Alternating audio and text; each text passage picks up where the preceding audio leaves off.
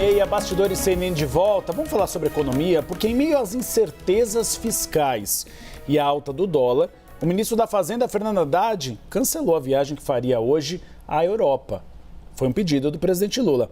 Thaisa Medeiros, conta pra gente. Haddad e Lula têm reunião hoje para falar sobre o pacote de corte de gastos. Haddad quer anunciar nesta semana. Tudo isso para acalmar um pouco o mercado financeiro, que está preocupado se esse corte de gastos vai cortar na carne.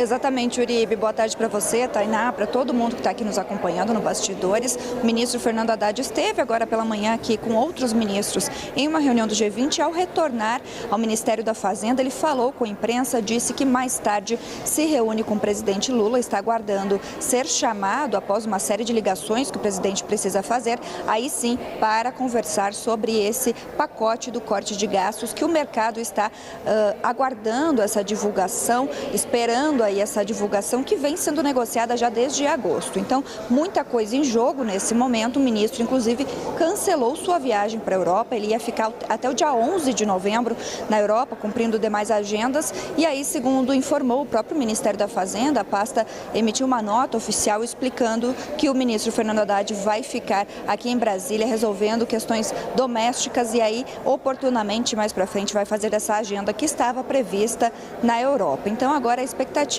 é pela divulgação ainda essa semana, segundo o próprio ministro informou, desse pacote do corte de gastos que vem sendo negociado com todos os poderes. Inclusive, o Congresso está também se reunindo nas residências oficiais com o ministro para dosar e ver onde será cortado de fato esse pacote, né, que é amplo e precisa ser divulgado o quanto antes. Tudo isso foi acendido ainda mais com a questão do dólar ter fechado numa alta na sexta-feira em 5,87, uma alta que não acontecia desde a pandemia. Acendeu um alerta que está fazendo com que mais ações sejam tomadas, inclusive o próprio cancelamento dessa viagem. O pedido do presidente, que partiu do próprio presidente Lula, né, para que Haddad não viajasse, foi, segundo fontes ouvidas pela nossa produtora Cristiane Noberto, para evitar o mundo da especulação, disse um ministro próximo a Lula para ela, porque nesse momento tão delicado em que há muita volatilidade do mercado em relação